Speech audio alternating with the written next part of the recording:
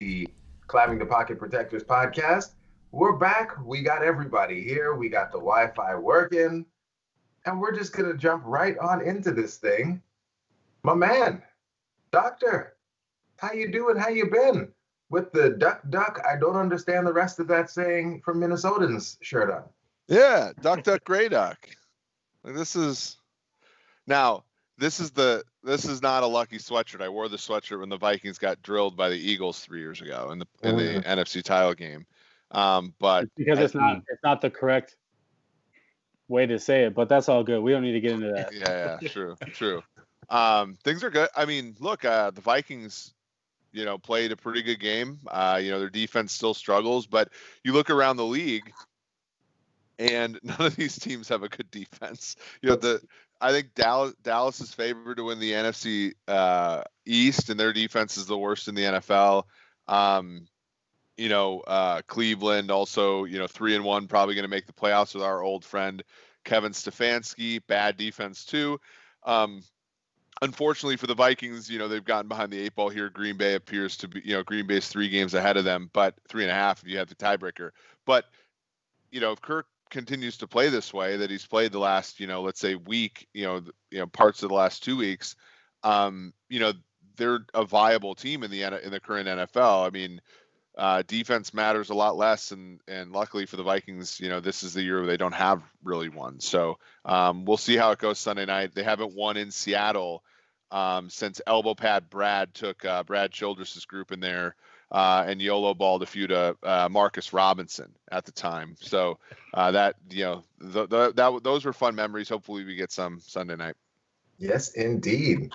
Miles, how you doing? Little modem reset. You're back with us. How we doing, bro? Well, we're not about to clown me like I'm Nico. No, I'm good. No, Eric talking about Brad Johnson. As a kid, I could not stand Brad Johnson. I never could put my finger on why, but I just could not stand him as a Vikings quarterback. And when he came back, I was livid. So he had that run of games though, right? Where they went like 7-2 after Dante tore his knee up. Yeah. Brad was, in his first 8 starts, Brad was more efficient than any quarterback in NFL history except for Dan Marino. And he won a Super Bowl, so it's tilting. Yeah. Hurts.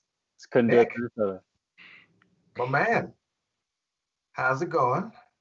It's going good, man. This has what been like family-friendly activities have you been up to? Nothing. I've been crushed with work. I worked all weekend, been working around the clock. But so this is fun though. But it's been like Justin Jefferson week. So I'm just excited about his breakout. He's so good at everything. He's so fun to watch. So as much as the defense sucks, it's exciting looking at the pieces the offense has. Where they have tackles, they have a center, they have all the skill weapons around Kirk, and Kirk is actually, despite like last year, he had a really crappy week 2, but now he's starting to put it together. We're seeing some interesting, he's making plays where he's jumping backwards off his back foot and throwing into tight windows 20 yards downfield. He leads the league in average depth of target. So I don't know. It's if the Vikings aren't going to be good, I at least want them to be entertaining, and so far they've been that. So that's fun. I mean, that is what we asked for early, and so it's to a degree, it's what we're getting. It's what we're getting here. No defense makes for fun games, I guess, because we're getting to see some scoring. And my man, Flip, you're back after disagreeing with absolutely everything we said on the podcast without you. I think so. To set the record straight. No, he said he didn't agree with everything Eric said. Okay, well, I was just trying to be nice. That can never be helped, though. Yeah. To be honest. That's just natural at this point. Hey, listen, man. Look, y'all, we got a coach fired. When you're below 500, you got to start somewhere. And we sent B.O.B. packing, Kirk Cousins just punking them 4th and 2, doing QB bootlegs, just sending J.J. Watt crying that he lost Kirk Cousins on Sunday. So I love the win. Feels a lot better than all those losses. Like Nick said, a lot of good young players to build on. So here we go. Was the only good thing that happened Sunday the fact that it got Bob fired? We won the game. Well, I mean, but like, cool. But like, Was like, but my question still stands. Was like the best part that happened about that win is the fact that it got Deshaun Watson freed. Yeah, like Deshaun Watson is a future Hall of Famer now. He's got multiple Super Bowls ahead of him, and it's because of what our Minnesota Vikings did on Sunday. How bad is that? So we think about it as Vikings, their rebuild is going to be tricky, right? I mean, it's not a straightforward thing, especially if they continue to win, one out of every 2 or 3 games.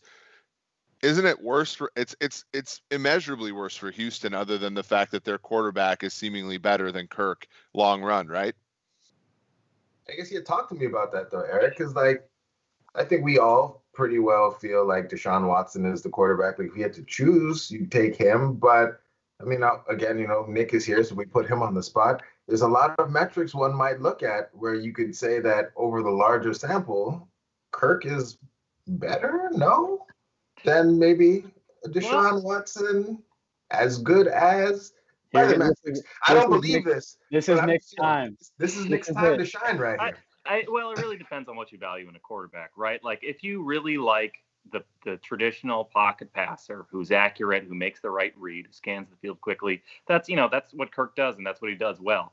But he just, outside of like the last four games, we'll see if he keeps it up. He offers very little in the creativity department, very little in the play extension, and that's where Watson really shines. I mean, how many highlight plays have you seen where he's like dead to rights, taken down for a sack, spins out of it, rolls out, and finds somebody like 30 yards downfield? So Watson gives you a chance to do some things with a bad supporting cast in a way Kirk Cousins doesn't. So I don't know. You could certainly make the argument for Kirk Cousins. I don't know if I would make it because I'd probably prefer Watson. But, if you're somebody who likes, if you're a Kyle Shanahan, you just want a pocket passer who can execute the plays and deliver the ball accurately. Those are things that Kirk Cousins does about as well as any quarterback. So. All right. Well, Miles asked the question, like, what good things can we take away? So, Eric, I'm start with you. In a game like this, when you're matched up against a team like Houston that we talked about going in, where we aren't great this year, Houston also not great this year. What are the things that we really should take away from this game? Like, what can we build on when you do play a game against a team that isn't very good? Like, how much of that performance is something that we can expect the Vikings to build on as we move forward in the season? I mean, a lot. I mean, the fact that Justin Jefferson is, PFF's highest graded wide receiver through 4 weeks is a really good, indicator that the offense has some pieces to work with, right? I mean, that's. And Zach Hiller likes you guys now too. He tweeted that you're his favorite account on all of the internet. So there's that. No comment. He's. Yeah, I mean, and Dalvin Cook's been awesome when, they're playing from ahead. That's obviously not something that you can guarantee.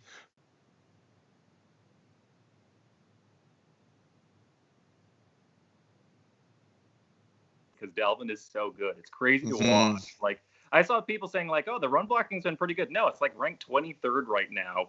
Like, Drew Samia is like just a waste of space. Dakota Dozier's bad. There's like a lot of bad stuff going on, but like Dalvin will just break 2 tackles behind the line of scrimmage and go around the edge like it's nothing. It's crazy to watch.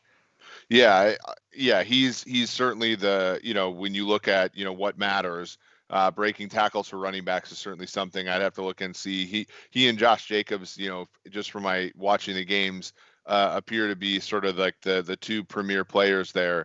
So that, obviously that's great. That's a great way to, make that money worth it.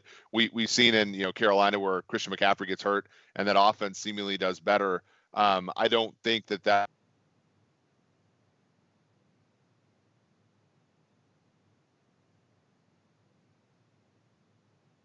I didn't say it would get worse. I said I don't think it would get better. For 3 months, y'all tell me we'll be fine with Alexander Madison. Everything will be great. I mean, it's all about the offensive line. Would they still be 1-3 or would they be 0-4? That's what I mean. Like, you tell me. Like the maybe Madison doesn't give up that safety to Jair Alexander.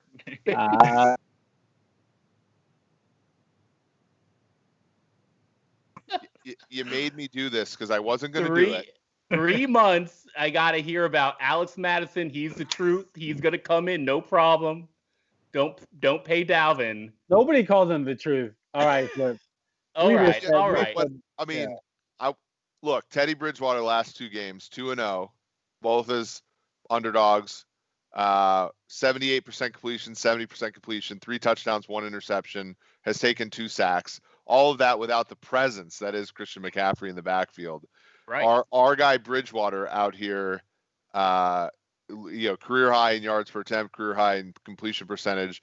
I got a lot of shit on Twitter for saying that they would be a better offense without him. I think that the Vikings offense would still run the ball a lot, even if they had Madison. That's part of the reason why I think if you're going to actually do that, then this is to Flip's point. If you're going to play that way, you better have a horse like Dalvin Cook, who that is a little bit better. But there's not a whole lot good to take from them defensively, right? I mean, Yannick Ngakoue basically got stonewalled by Laramie Tunsil, basically all game. They struggle. And I think a lot of the stuff that Houston struggled with early in the game offensively was self-inflicted, unfortunately. So, I take away from this game that the Vikings are going to have to win with offense even more so than we thought. But this is an NFL where that currently is possible. So it's about time. I mean, they've been paying the offensive side of the ball a lot of money. So, yeah. But what bothers me is your head coach is supposed to be defensive guru, and his defense is terrible. And he's just hey, folks under the bus. It was their least points allowed all year. Yeah, you're right. Yeah. My one last note on Dalvin is, look, I love what he's doing. It's nothing that we haven't seen him do before, with the elusiveness, with the vision. The offense is just better with him on the field. And what I always come down to is your offense schemed around your best players? When you got a guy like Dalvin who's that good, you just have to give him the opportunity. My question is, when do we start talking about his workload, his carry load, the possibility of injury? Because it feels like at any given moment, Dalvin goes down and it's a wrap. And that's the problem with paying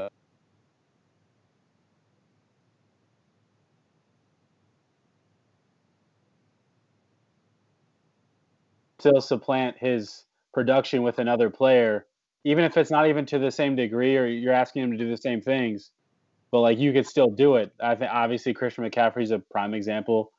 We've seen it all over the league multiple times.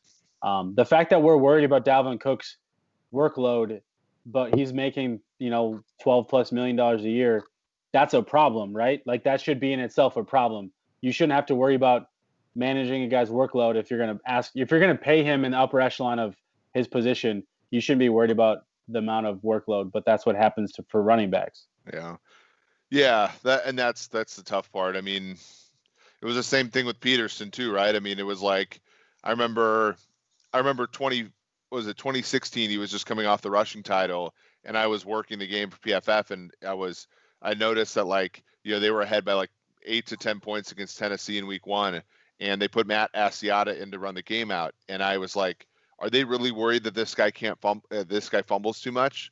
One of the most important drives in Minnesota Vikings history, Chester Taylor was on the field instead of Adrian Peterson against the Saints. And it's because they're worried about him in pass pro. They're worried about him catching the ball. They're worried about him in fumbling. And the hard part is running, there's never, here's the thing with Justin Jefferson.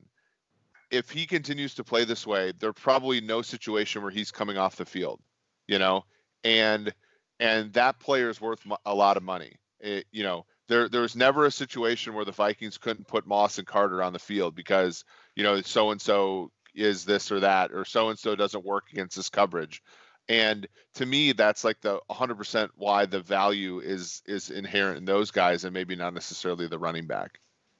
So Nick, I mean, you made, and Flip made some of them as well, but you made some of them using, Eric's numbers against him with the run blocking versus how Dalvin's performing with that run blocking.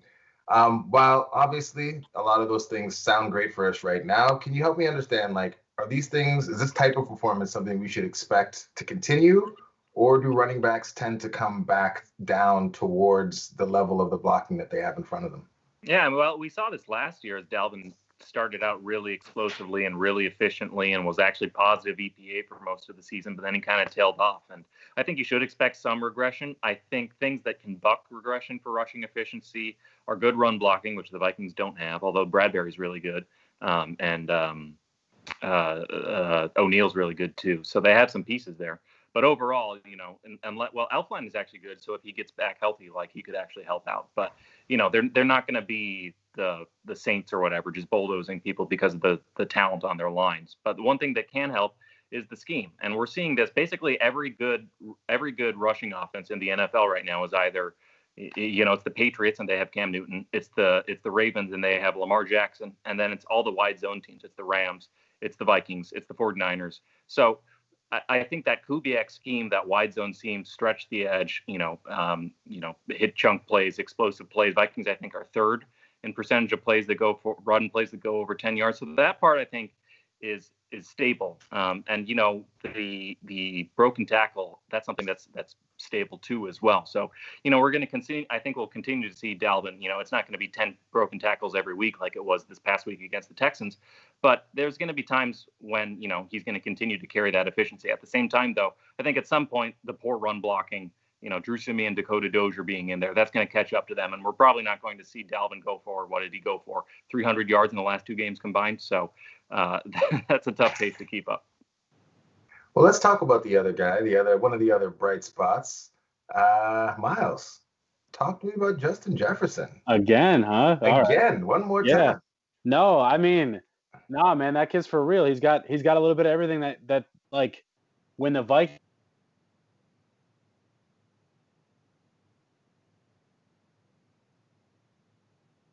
Because you can't expect a rookie to come in and do the things Justin Jefferson's doing when you're asking to replace a level of a talent of a Stephon Diggs.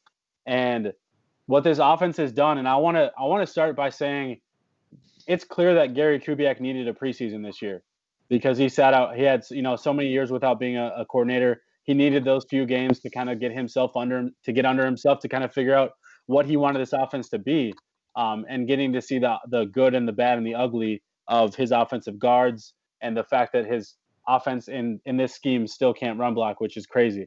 But the fact that they're able to finally get a player in Jefferson that we haven't seen from a year.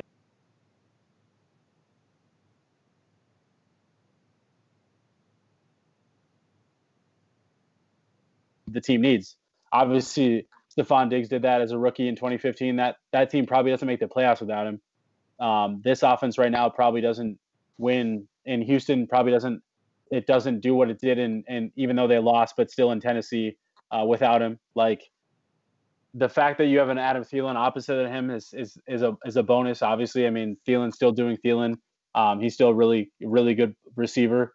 But what Jefferson does is, which I'm glad that they're doing with him, is they're not pigeonholing him into the slot. They're not saying, hey, we're just going to put you inside and let you run, slot, option routes and stuff like that. We're going to put you on at the X. We're going to put you on the outside and let you stretch the field because we don't have anybody else on the team that can really do that as efficiently as what we had Stephon Diggs that could do it. Jefferson's that guy. They're as much as I love Thielen's best suited in the current role that he's in. He's the guy that runs the deep over routes. He's the guy that they scheme to get him open. And that's not to say that he doesn't get himself open, but the scheme very much helps him a lot. And again, not trying to bash him at all, but what Jefferson can do is he can win at all levels. And you needed that guy to come in to do that when you're looking to replace Stephon Diggs. And this offense needed that juice. They needed a guy to threaten the safeties, to threaten cornerbacks, to kind of loosen that defense up a little bit. And the first 2 weeks we saw with BC Johnson that wasn't happening. And so putting Jefferson in there and letting him, just giving an opportunity, he's excelled. And I'm just excited. And I think some of the stuff that we didn't see last year in the passing game that I would have liked to see is, we see Jefferson running into the over routes, letting him do the deep angle routes, the corner routes, those. We didn't really get to see Diggs do that. Diggs got to do a lot of this, the deep go balls to kind of keep the defense loosened to help open up the intermediate game. But what they're letting Jefferson do is do a little bit of both. him and Thielen are both interchanging, which I didn't think we saw as much last year. So obviously Thielen missed, 7 to 8 games, but still, I think what they're doing creatively with this passing game has been really good.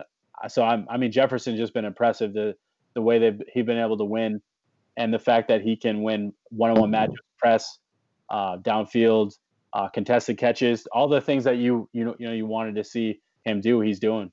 He's such a complete receiver. It's crazy to see from just a rookie, like all the things he's good at.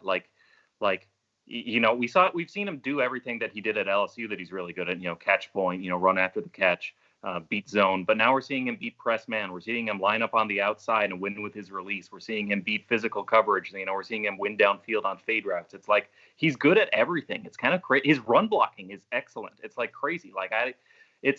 Even when Diggs had his crazy good rookie breakout, it was like, dang, this guy can run some seriously good routes. But then Patrick Peterson smothers him because he hadn't learned how to beat press yet.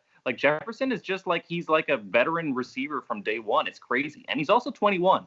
That brings up an interesting point. I was talking to some friends today and they were like, so who do you think is the more valuable asset, Diggs or Jefferson, when you consider the fact that Jefferson is under a cheap rookie contract for the next 4 years plus the 5th-year option, whereas Diggs, I don't think anybody, maybe Jefferson's the number one graded receiver right now, but I don't think any of us would say Diggs is, that Jefferson is the better receiver. But when you take the contract into consideration, I think it becomes an interesting question about who would you take. I think I'd probably still take Diggs just because I'm so confident in what a talented receiver he is. And there's still a lot of ways that Jefferson could go, as great as it's been so far. But it's becoming an interesting question because I don't think any of us saw this trade working out well for both teams really as well as it has so far.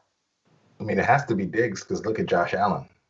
Yeah, that's the thing that we have. That's the thing that we have to be a little bit careful is using the Stephon Diggs example. Diggs was outrageous. The Denver game, everybody remembers him.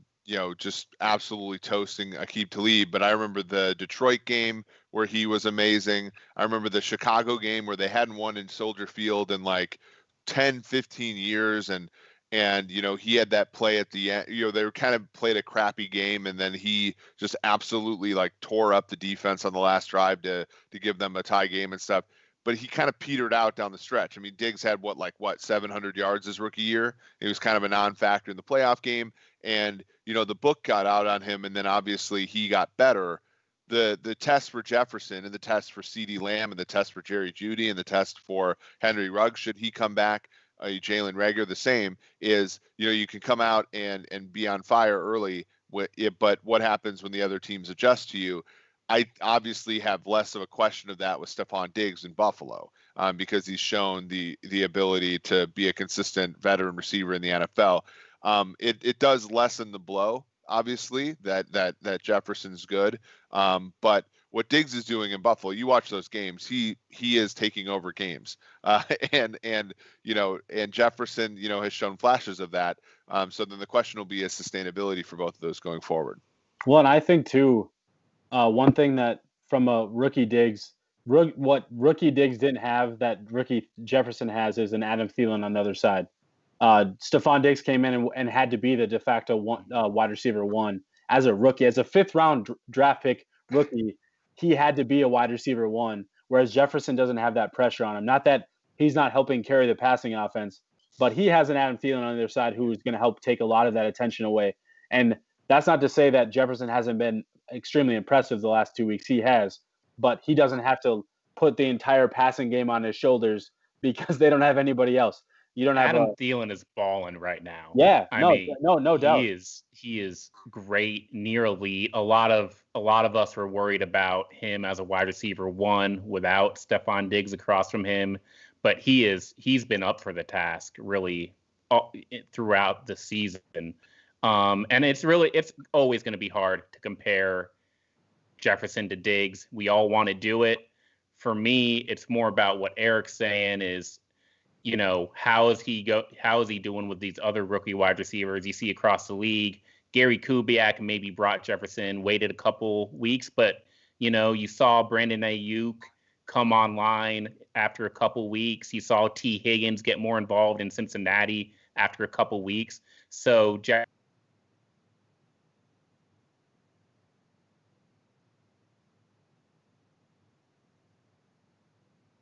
regardless of what Stephon Diggs is doing in Buffalo. Because, I mean, I'm going to be honest, I'm not watching those games.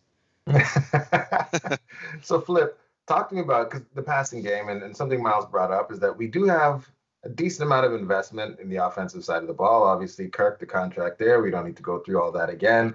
But, we're paying Riley Reef a decent amount of money, Garrett Bradbury, high draft pick. Hey, Reef, what does Flip have to say? Reef's finally playing up to his contract, even though he took a pay cut.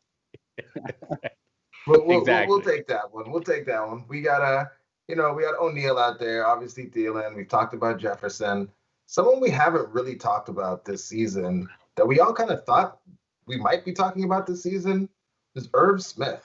Flip, what's happened to Irv? Where is he at? What's going on? Because he seems to be the type of player that, given that we're going to have to win every game by scoring 40 points, it seems like you'd want your really athletic tight end who can stretch the seam getting involved with your offense. And it seems thus far that we've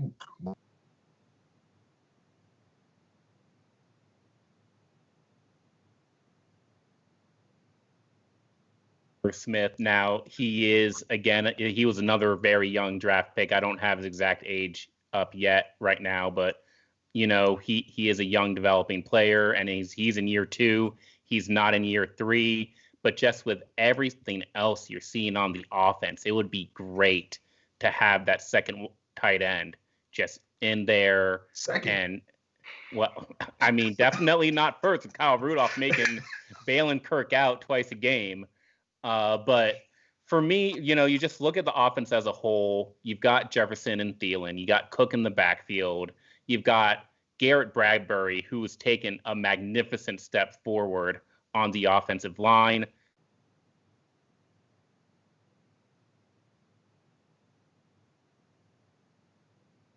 Right now, because we got nothing from Irv Smith Jr. I can't believe I've got to say this name right now, but Chad Beebe was our third wide receiver in the game against Houston. He outsnapped BC Johnson. So there is a need there for a third pass catcher, not just a blocker, but a dynamic player like an Irv Smith Jr. The opportunity's right there in front of him.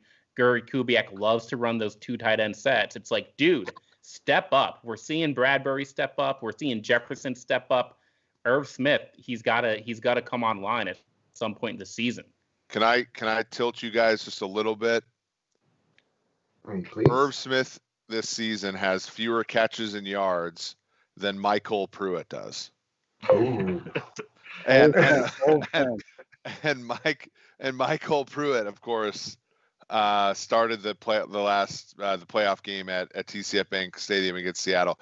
This is the silliest thing about this season has been is Smith, because when you look at the offenses, so I tweeted out that graphic with all like the teams that the clusters, right? And you look at the Vikings and they're nestled in there. You look at the left side, it's San Francisco, it's Cleveland, it's Minnesota, and then it's kind of like Tennessee/LA Rams. Okay. San Francisco, George Kittle caught 15 balls the other night. With Cleveland, it's Austin Hooper, and it's also David Njoku. Njoku's hurt though, but the productive tight ends. Tennessee, not only Pruitt, but Jonnu Smith has been amazing so far. And then with the Rams, it's not the tight end I think I'd like for them to have, but Tyler Higbee is actually relatively efficient. And Gerald Everett also had a touchdown last week. And then you have Minnesota here, who can't seem to figure the tight end position out, despite the fact that their offense requires that position to be effective. The hard part I have with Irv Smith is, as Flip said, he was young when they drafted him.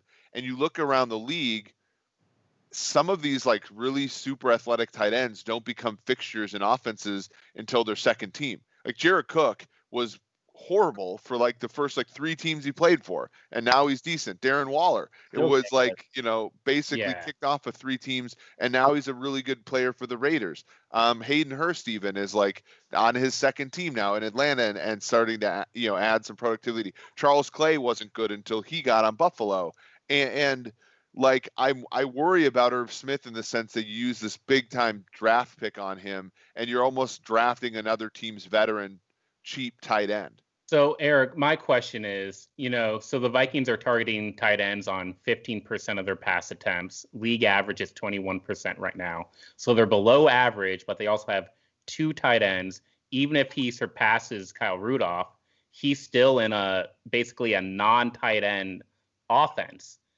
But we're still scoring 30 points a game. So where are those targets coming from? Who are you saying instead of this guy, let's start using Irv Smith Jr.? Well, I think it's got to come out of the passing game, right? Or sorry, out of the running game. They have to. It's probably just more passing. It's more play action. It's more, and I gotta pull up the numbers here for them as far as how often they're running play action. It's a good amount, but it's not nearly as much as, let me find this report here. But it's not nearly as much as like not Kubiak, but Stefanski. When you look over at Cleveland. So, and these are sort of like game neutral game.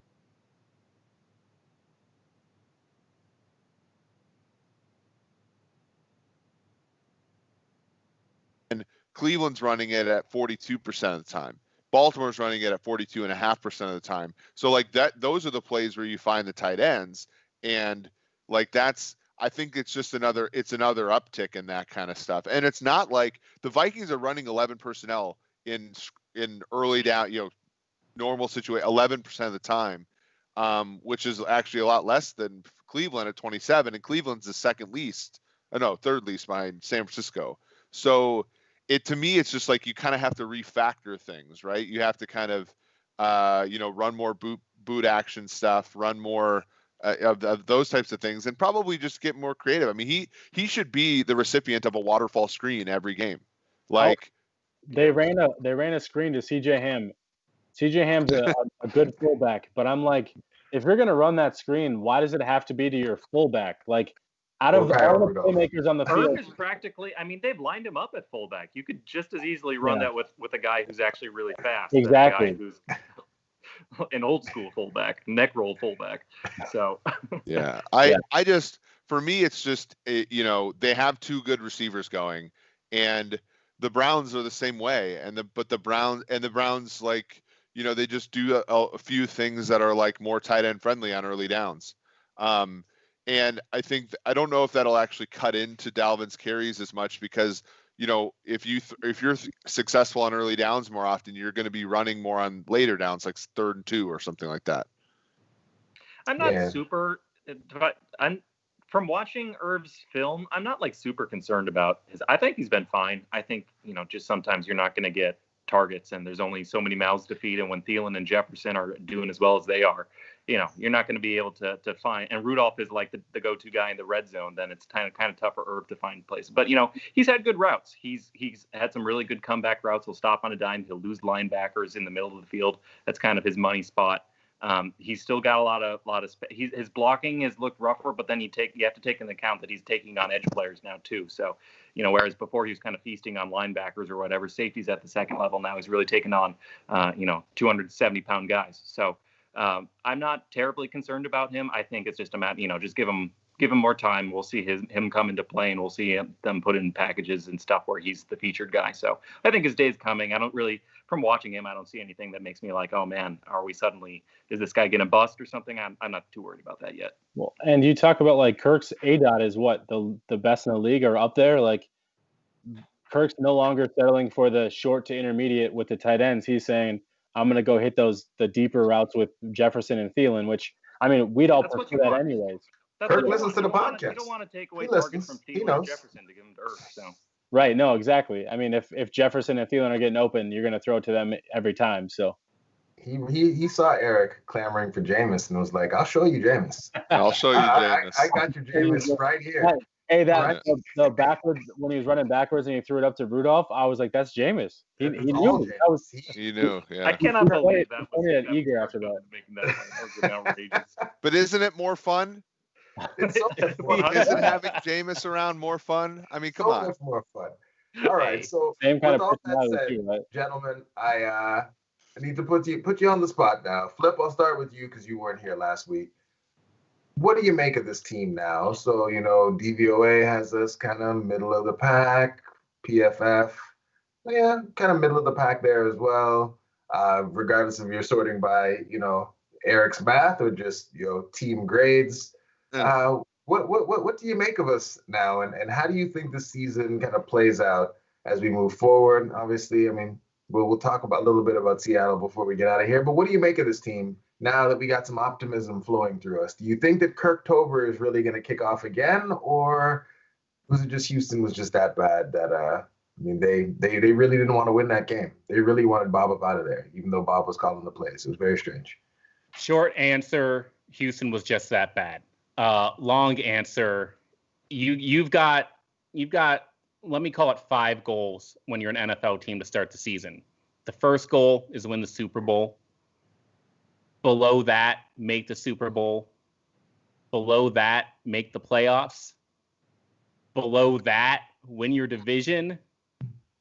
And then finally below that, have a winning record. First overall pick. 4,000 yards? Oh. No. None of that yardage bullshit. Can I say that? Fucking bullshit.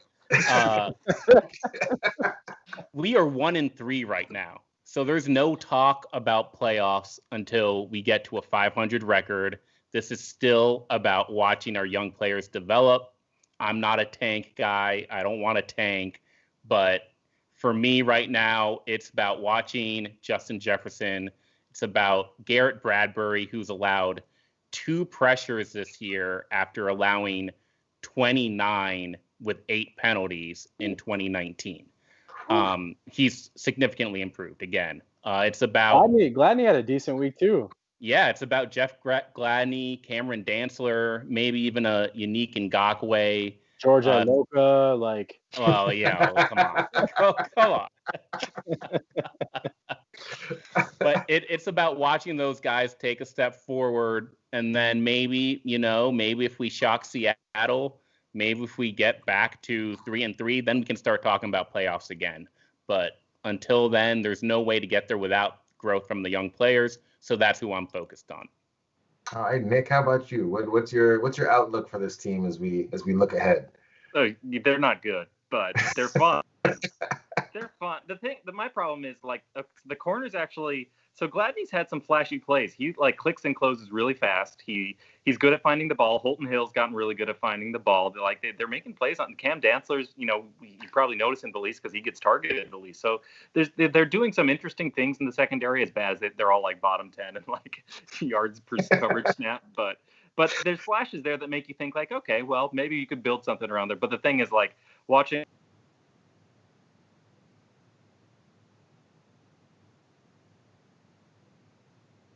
Not NFL caliber talent. So I don't know.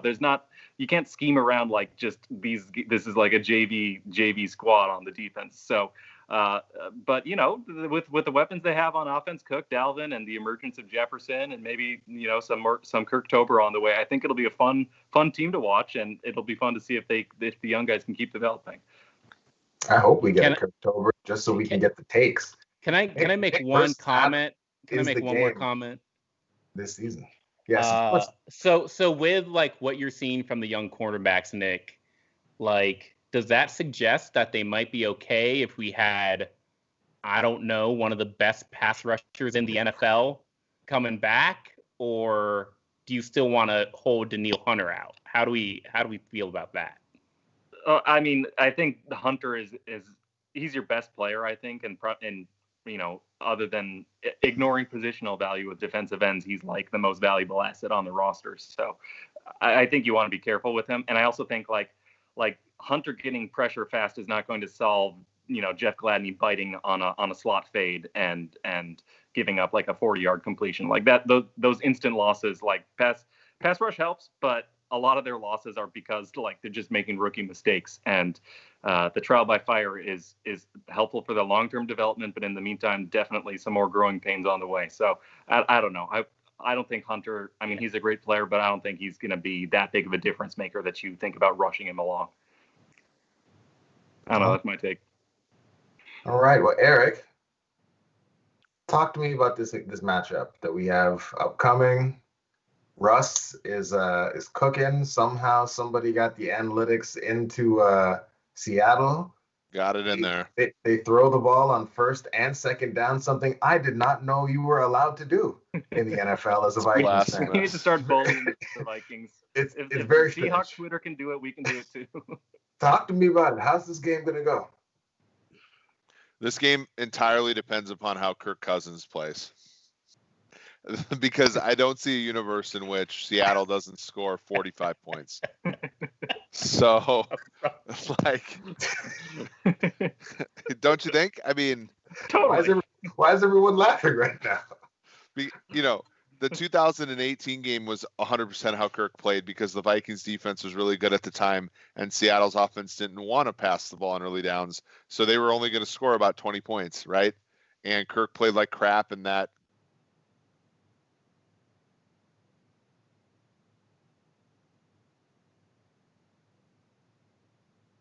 Interception to Trey Flowers and things like that were unbecoming. In this game, Seattle's defense is one of the worst defenses in the NFL.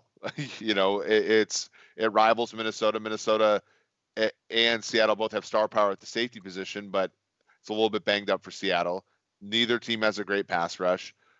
So for my money, it's if Jefferson and Thielen can keep up with Lockett and Metcalf, and Kirk can stay relatively close to Russ in terms of efficiency, it's going to be a great game. If not, then it's going to be tough. But yeah, I think the point spread's 7, I think, and I have Seattle 4.3 points better than the average team. I have Minnesota about a point worse than the average team. So depending upon how you price home field advantage, I think that's fairly right. So I don't think I could lay the points with Seattle or take them with Minnesota. I think it's about a touchdown game. All right. Miles, touchdown game. Does that feel optimistic for you, right where it's supposed to be? Or are you feeling like, hell, the way Kirk's playing, with it being, Kirktober, we're about to shock the world on primetime television? I mean, I think out of all the times to play Seattle, it's October for Kirk, right? Yeah. Better than doing it. No home, no fans. Yeah, no fans. I mean, if there's a time for Kirk to do it, it'd be now. But obviously, we know. I don't like to. Yeah, I guess it is. I mean, we're kind of in must win mode already, because obviously they're 1-3. They beat a bad Houston team, but at the same time, before the season, we were told that they weren't going to beat Houston. But like they need to beat. I was looking at Eric when I said that too. But no, like they obviously need to win this game. But the question always comes down to quarterback. Like, do you trust Russell Wilson or Kirk Cousins more? And I mean, Wilson's literally playing the best football of anybody in the league right now. I mean, I think Rodgers and Mahomes are probably the only two other guys that are close. Other than that, I mean, I don't think anybody else is playing better than Russ. So, I mean, who's going to cover DK and Tyler Lockett? I just don't see anybody doing it. I don't know what Seattle's injury looks like. I know Quinn Dunbar and Jamal Adams been banged up. I'd have to see if they're going to expected to play this week. Like, they're better than what the Vikings, obviously, like the Vikings safeties with Harrison and Anthony Harris, like, even though Harris hasn't played as well, but like the safeties are good. Cornerback wise, I mean, I'd take the slight edge to Seattle just because of experience. If Dunbar's healthy, if he's not, that's obviously a little bit of a different story. Man, I don't even know. It's hard. Like I expect Seattle to beat the Vikings by a good margin. I just expect them to start out hot and then to keep going. And what we haven't seen from the Vikings is them to have the ability to keep up with high scoring offenses. So if this would be the time to do it. Otherwise, but we normally don't see it. We've seen them score a lot of points, but we don't see them do it in a way that they're keeping up or outpacing another team. Yeah, well, it's just a question of I think everybody, when you look at the numbers, sees a possible shootout happening here. The question is, like, how does Gary Kubiak come out? Is he saying, I'm going to take advantage of this weak Seattle pass defense? Or is he saying, I got to take the air out of this balloon, try to grind the clock, try to run the ball with Dalvin Cook? See, that's the issue with his offense. That's the issue. The issue with his offense is they're so worried about running the football rather than just winning the game. So Seattle their offense ranks first in the NFL in targets to wide receivers, 12.3 yards per attempt. Minnesota's offense ranks second in the NFL in that same category when they're targeting wide receivers. But you look at the defensive side, Seattle's defense defending the pass to wide receivers, they're 30th in the NFL. And the Vikings defense is 31st in the NFL. So it's a huge, huge opportunity for Lockett, Metcalf, Jefferson, and Thielen. It's just a matter of which offensive coordinator gives their guys the biggest opportunity to make those plays. And Nick, bring us home. How many tweets do you already have in your drafts if Kirk Cousins goes nuclear in this game and throws for 500 yards in a Vikings victory? Wouldn't that be glorious? Oh man, the memes. Primetime Kirk defeating the MVP favorite. I kind of now I just want to see that just for like I want it value to see like Twitter meltdown. That was pretty fun. Man, you got to have some in the holster ahead of time. You better be ready just to fire those off as soon as it hits zero. Okay, I'll go to the meme workshop and get going on that. I agree with everything that's been said here. Like, these are similar teams with similar strengths, but the Seahawks are kind of just better across the board at everything. So I'm not expecting much other than hopefully an entertaining game, but we'll see. I can't believe Schottenheimer is the guy who's now like the pass heaviest coordinator in the league, and the Vikings are the opposite of that. But we'll see how it goes. I mean, football's random. We also don't know as much about these teams as it feels like we do right now. Like last year, the Vikings were 2-2, and we kind of thought they sucked. And then it turned out they won a playoff game, and they were probably a little bit better than we were thinking, just because they kind of took some time to get into their groove. This time last year, this was the start of Kirktober, so we'll see if there's a sequel to Kirktober. But I don't know. It'll be fun. It's fun to watch the Vikings on prime time. So it's fun to like, especially just because I get to like enjoy Red Zone all the way through without having to like watch the Vikings game at 1:00. So that's nice. Boom. Well, there it is. We made it all the way through. Gentlemen, thank you for making the time. Flip, thanks for shuffling things around. And last but certainly not least, shout out to all the folks in Canada. We just jumped back into the top 200 sports podcasts in all of the country. So shout out to my people giving us the support. Woo, and the rest of y'all, we love you too. Tell your friends, listen to the show, get us on the charts wherever you are as well. But, shout out to my people in Canada showing us love. And that's it. That's all. We are out of here. We will talk to you all soon. Go. Thank you for watching or listening. As always, if you like, subscribe, and ring the bell for notifications. And if you're listening to the podcast, please rate us on your favorite aggregator. Skol, everybody.